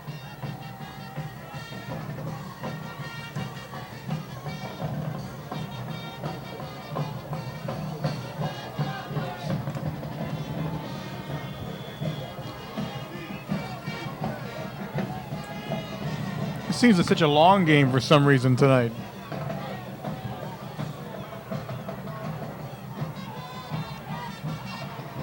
King back with the short pass over the middle. Picked off by Intercepted by Joe Sinkovic. Oh, yeah. Touchdown, Joe Sinkovic. Oh, great defensive play that time. Shoe top catch. I mean, just got it off the turf there. I'll tell you what, you have to give credit to the line surge. They were taking the quarterback down. When he threw the ball, he threw it off balance. Oh, great play again. And there you have Sinkovic again. Just a phenomenal player this year, really is. Walter Kluse into the Tornado lineup to try for his third extra point of the evening. Fantanarosa will snap with Bob Veach, the holder. The snap's back, it's down, kicks up. And that one is good. And with 7 minutes left in the ball game, the score, the Red Tornadoes 21, the West Hazelton Wildcats 9. if they stood further back, but then again, like here, there's no room to stand any Right. further back. Kluse's line drive kick. It's a squibber. Picked up on about the 10-yard line by number 1, Donald Siss. And I'll tell you what, Kluse is in there again. He's on a second Kluse tackle. in there. Sweeter in there. 22. Shipdock. Oh, I don't know. That looks like Scott Montgomery. We have two Montgomery. 22s out there, and Yep. I see Sheppy coming here, so that was Scott Montgomery in on that play. I don't Yeah. know, Bob. Yeah, the first I'm gonna 22 agree ran with the you, 'cause tackle, don't and then know I how. saw Sean running off. So that was Scott Montgomery that time. You always tell them apart better than I do when they have a double number like that. First down for the Wildcats. 6:35 left in this game, and they're going to have to come out throwing.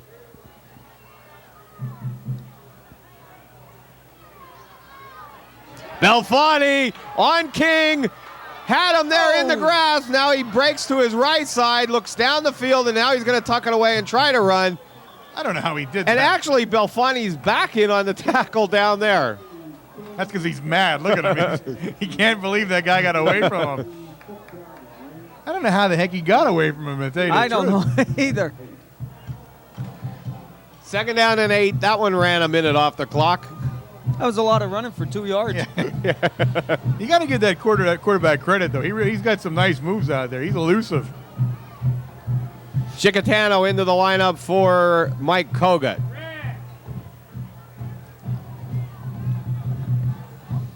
King on the straight drop back. Oh, he's hit in there. Now he's still on his feet. Chicatano chasing. Trockey chasing. Lets one fly in the direction of number 8, Matt LaRock, but covered nicely by Vitero and Bolick. That hit was by Michael Fantana Rosa that drove him out of the pocket. I mean, Mike just put his shoulder down and drove him out. Mike didn't have his hands wrapped around him, or he would have tackled him. We have a flag on the play. A personal foul called against the Red Tornadoes. Tell you what, King's doing his impression of Fran Tarkington out there in this game. It's called Run for Your Life. Yeah. Fear. Fear makes you do a lot of good things sometimes. Well, now he called against the Tornadoes, but the Wildcats are actually walking back, so I got a feeling it's going against West Hazelton. I didn't see it. I mean, I didn't see Well, any, Joe any pointed play. this way, but I think he's going to change the call now.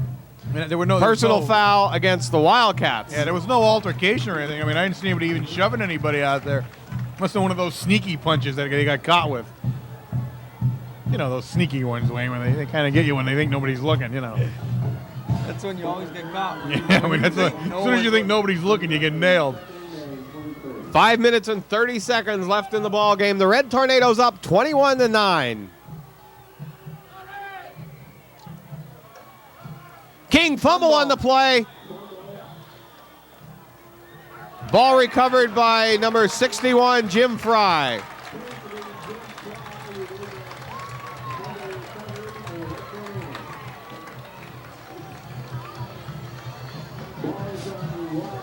Well, that's pretty much the end for West Hazelton. I mean, they're definitely showing signs of wearing down. And that quarterback, for as good an athlete as he is, arm-wise, he's not that good to carry this whole team and to score 2 quick touchdowns. Now it's more of a chance here to run the clock out, maybe get one last score in there and call it a night. But Jazz has got to be happy with the second half. I'm sure he's unhappy when he sees that first half, but again, we come out in the second half and look like a different team.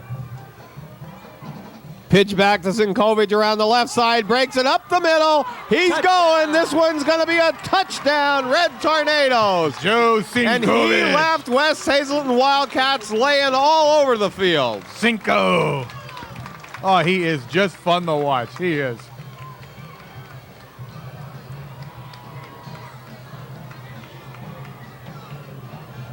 We have an injury on the play. A West Hazelton player is down, so we'll be back in a second. Bull.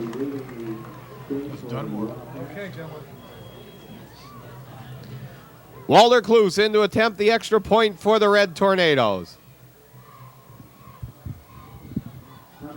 All that time fooling around, and 74 was still in the lineup when he shouldn't have been. What's Kicks he up. thinking about? Whoa! They're after nice. Veach. And he sends it way up into the skyline, and it Penalty. was good. And this one's going against them. Oh, certainly. That's a they personal went foul after there. they went after him on that one. I don't know what they were thinking about there. There was 3 or 4 of them landed there. I'll tell you what, Klus is getting really smart. Yeah, he got backing up. He quick, does yeah. a great job. With Yeah. 4:59 left in the game, the score: the Red Tornadoes 28, the Wildcats 9. Klus kicking off for the Red Tornadoes. Yeah. 4:59 left in the game. He's going to put this one into the end zone, and it's taken for a touchback. See, now Walter's a little bit mad because he was He zeroing wanted in to for go another make the tackle. here. Well, no, he really wanted to block number 72, who is 6'4", 230 pounds. I'll tell you what, that's kickers taught that. You kick the ball and you go after it. Yeah. And the kicker is actually supposed to be the first one to make try to make contact. You know, Oh, you're yeah? the first one going to be picked off because there's somebody that's It's designated assigned to you, yeah, take to you take you out, yeah. to take you out.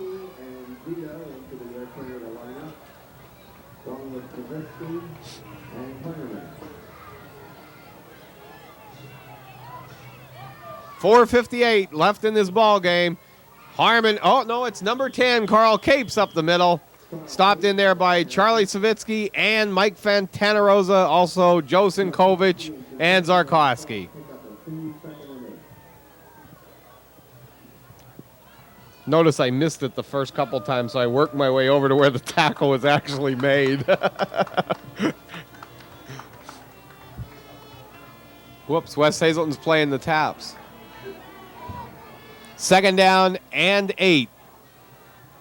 King gives the ball to Harmon this time. Nice tackle made by number 60, Jason Klingerman.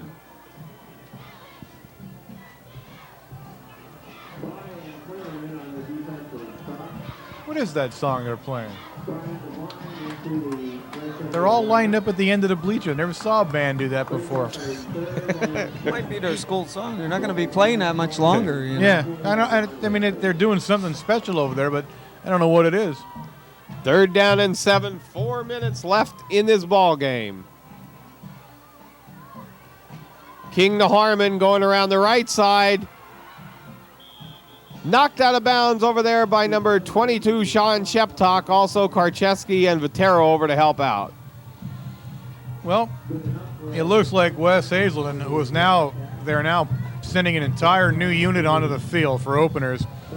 But West Hazelton will resign itself to the fact that in its proud history of playing football on the high school level, that they will never have beaten a Mount Carmel team in all the years that they've played. It'll be 28 meetings between the two schools, and they're going to unfortunately walk away and end their history without a win.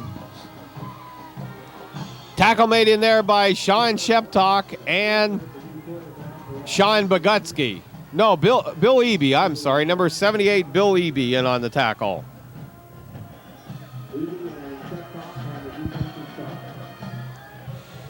Listen, I'll tell you what, though. Yeah, we got some new guys into the lineup. 74 is Bryce Lucas. 52, Jason Miranovich into the lineup. But that's a nice move on the West Hazelton side, I think, to give everybody a little bit of playing time here in their last year of scholastic football. Clifford back to pass. Hangs one out. Karcheski there. Oh, in and out of Kevin's hands. Boy, Kevin played that beautiful. Didn't he watch it right from the quarterback's hands? Dave Slater and Scott Montgomery into the Mount Carmel lineup.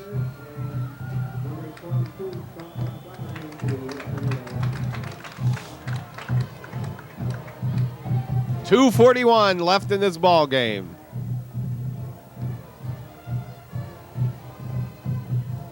Clifford hands off to Bratoski up the middle. Nice tackle made in there by 52, Jason Marinovich.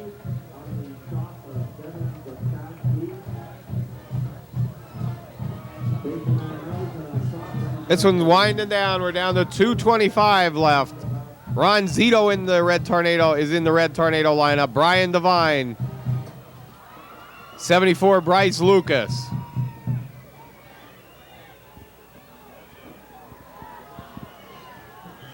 Flags on the play. He tried to call time out there, but he couldn't get it in before they moved. Again, you're looking at an entire different team out there on the field right now for West Hazelton as Coach Williams tries to get everybody some playing time here in their last year as being West Hazelton. And again, I think that's a class move, Wayne and Bob. It's good to see these kids, 3 more new kids into the lineup now from the West Hazelton side of ball. 85, Tom McDonald into the Mount Carmel lineup. Maybe let them all get a letter, and at least letter in the last year there for them. And if I'm not mistaken, and a couple people I've talked to that know the situation up there, that these kids had an opportunity to go with Hazelton this year and play with Hazelton if they wanted to. Their or junior stay teams had here. merged. Their freshman team had already Oh, merged. Correct. Number 42 wide open. John Lashinsky runs him down and tackles him on the 21-yard line. Nice play by John Lashinsky. He was the right cornerback and had to go all the way on the left side of the field to make that tackle. Lashinsky's going to have to grow a little bit because his jersey is folded up. I couldn't read the numbers running down the line there. But good play by Lashinsky that time. First down and the front 10 of it's okay. Wildcats. It's the back that I can't read on him. 1:25 left in the ball game. Hey, that's number 27. I used to be Mike Clifford Burke. back to That was my throw first again. number. Gonna hang one up in the direction of Lashinsky. Nice catch made by number 84 of the Wildcats, Mike Stanciola.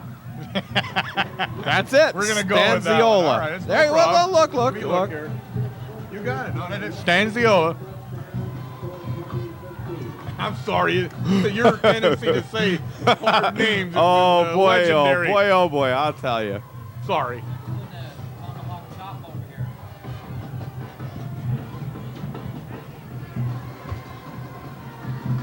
West Hazelton looks like they're going to try the extra point with number 80 kicking the ball, Chris Grovich. He's the sidewinder. Now 77 for them. Brian Beaver was a straight-on kicker. Kicks up, Nice kick. and it is a long one, but I'm not sure if it's good. Uh-oh. They don't We know. have a problem. They don't know whether he kicked that ball because Right. neither one of them was We're in in position. Now what are we going to do? And it was good. It had to be good. It had gotta to go give it to right. him. There it is. Yeah. Joe Cesare gives it to him, and boy, oh boy, I'll tell you, they missed that one altogether. None of the referees lined up under the goalpost to look at the kick. The kid kicked the That's right. perfect kick, and they didn't know what to do. Nobody even looked to the ball. That's I a mean, new one. Cesare, nobody. 1:13 left in the game. The score: the Red Tornadoes 28, the West Hazelton Wildcats 16. Now that's a first, guys. That's definitely a first for me. I'll tell you. You know, on a play like that, they can't play the down over again. That's for sure. And usually, Somebody's what gotta they make a do, call. they make a quick decision. You got to make a quickie. And that's what they did. Well, Joe was real smart there. He just put his hand up and said, good. You know, he wasn't going to take a chance. And Cesare did it very well. He did it the way it should be done. and I'm sure if the score was a little bit different, a little bit closer, there would have been a little bit of Ooh, a that would discussion have been with heck to that pay one. on that one. Kick taken by 37, Joe Zinkovich coming around the right side, and he's going to go out of bounds on the 31-yard line. Yeah, we kind of took that in stride, but had this been a close game, I'm sure the Jazz would have been at midfield having that argument.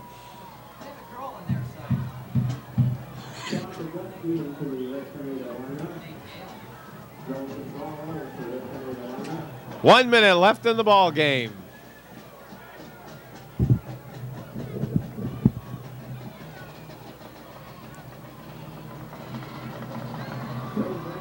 Joe Bender into the Tornado lineup. 72, Sean Bogutsky on the line.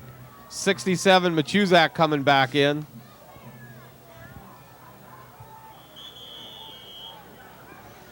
We just couldn't get enough guys in the lineup there. We're going to have to call a timeout. Sean Cheptok spears the ball carrier up the left side and gets a gain of about 4 yards. Number 21, Joe Wargo in the Tornado lineup. Also 82, Joel Gonzalo. 62, Ronnie Zito.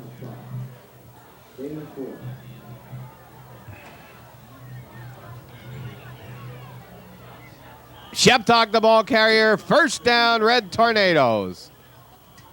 You know, this is like nightmare time for Jose because you got a lot of young guys in there, you know, and they're so eager to play out there, and they all, you know, they want to get credit for everything that's being done. He's trying to look at new numbers and follow the action and watch everything that's going on and make sure everybody gets credited for what they should as far as their letter is concerned, you know, and the booklet at the end of the year. As long as you step foot on the 15, field. Yeah. You know, that you're credited with the 1 quarter. But he has to work a little bit harder than usual when he sees a whole group of new guys go in. 15 seconds left on the clock. Veach throws it. Joel Gonzalo Yeah. receives it after an 8-yard gain. Good catch by Joel. Called timeout. And I know Jose didn't miss that one. I know we have the mark on that one. Down to 2, down to 1, and that'll be the ball game.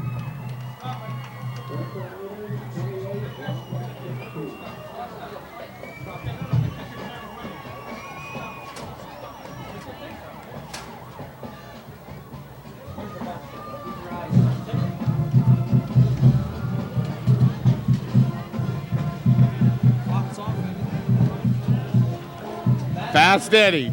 The clock's off already. What are we saving electricity or what? The final score, the Red Tornadoes 28, the West Hazelton Wildcats 16. Well, that's it from the Silver Bowl. The final score, the Red Tornadoes 28, West Hazelton Wildcats 16. And the final meeting between the two schools, Mount Carmel comes up on top again. Well, as we just said a minute ago, seriously, as we were just talking, it's a sad moment in West Hazelton. I mean, they end their scholastic football season next game, and they will no longer ever take the field as the West Hazelton Wildcats. They're merging into Hazelton Area High School, I guess they'll be called. In fact, I understand from the sideline this evening that their colors will not be kept either. There are no colors. They're using 3 different colors in the 3 teams that are merged, so there'll be no remembrance even of any of the 3 teams that merged into Hazelton. Again, they had 2 ties and I guess now 25, or is it 25 losses? Right. Over the years. Jazz told me down there in the interview that he was associated with both ties. He coached one tie, and in 1958 he believed he was umpiring. In the early years during one tie, so he remembered them both, and of course he remembers all the great games we had against this team. They're going to leave and remember bad things, I guess, about the Silver Bowl over the years, but they put up a good game. They played good tonight. Again, Mount Carmel area had a horrible first half. I mean, they really did not do a lot of good things at all in the first half, but as Wayne said, Be quiet. Came out and got chewed out, and that was it. So, hey, I'm finishing this thing now. I know. This has been building up for 2 weeks now. In France already. Lighten up already. I checked with George, and he's put an extra hour into this post-game interview, so we can just ramble if you want. We'll be on until midnight on Wednesday. Okay. Wayne, one thing I was impressed with was the kickers tonight. I think Bieber from West Hazelton had that straight-on kick, and he did well. And our Walter Kloos, he's really popping the ball up. Isn't he climbing? I mean, the ball is such a nice wedge shot, climbs so well over the extra point. I'll tell you what, you have to be impressed with the way he is not only kicked the ball. I mean, he's done fantastic kicking extra points, but now all of a sudden he's put into the position of kicking, having the kickoffs. Never had put a foot on the field to even make a tackle, and after every time he kicked, I mean, beautiful hang time and everything else. He's been in on. He loves it. Yeah. Well, he's become an all-around player. I mean, next thing you know, he's going to want to carry the ball. So, I mean, Jazz is going to have a hard time figuring where to put him. And that's good. Here's a kid just learning, actually, the game of football, and he really did well this year. I mean, he didn't get a lot of opportunities, unfortunately, but I believe if he did, we'd see some 3-point field goals from him. He has a great leg, and, you never know. He might win a game next week or a playoff game if that's where it ends up at. And well, I'll tell you what, you could see Mount Carmel started off slow again tonight, as they had the last 2 games. But I'll tell you what, the second half, if they would have 2 halves like that, I saw some savage hitting that I haven't seen in a long time, and it just filtered through down through the team. I still think Fantana Rosa will be interviewed by the police when this is over. that had to be one of the better hits we've seen all year. Next week, going into Shikellamy, the last Division I school left for Mount Carmel to play, and we went down there last year in the same situation almost, where Shikellamy was not doing real great, having a rough time, and they came up with a tie. It was in the rain, but they did come up with a tie. Disappointing game last week. Disappointing all the way around. This is a crucial game now. Depending on what occurs, and again, you see this broadcast on Wednesday. By the time we come on the air, you may either have read it or heard. Shamokin will make a decision on whether they go into district play or will stay in the Eastern Conference. Should they opt for the district play, and Mount Carmel area will then take a Shikellamy team on with a playoff berth at stake. So it could be a very big game for us. And again, Shikellamy would like nothing better to do what they did last year, which kind of made their season after a dismal season for them. So it's no pushover game either way. But you want to, if it has playoff complications to it, it's gonna certainly be a game to watch. Right. But all season long, if you watched Mount Carmel, they played Williamsport fantastic. I mean, they just played an outstanding game. Shamokin they played heads-up football with. They go up to Pottsville, and they really should have won the game. And Pottsville played a superb game from the beginning, right from the kickoff, right through. And I think next week they know the chips are there. Yeah, they cannot depend on someone else to do it. They have to do it themselves, and I think the boys know that. Yeah, I'm looking forward to a big game, Bob. Well, we'll all be back next week. I'm Bob Else. Wayne Brokenshire. Warren Altamar. See you later.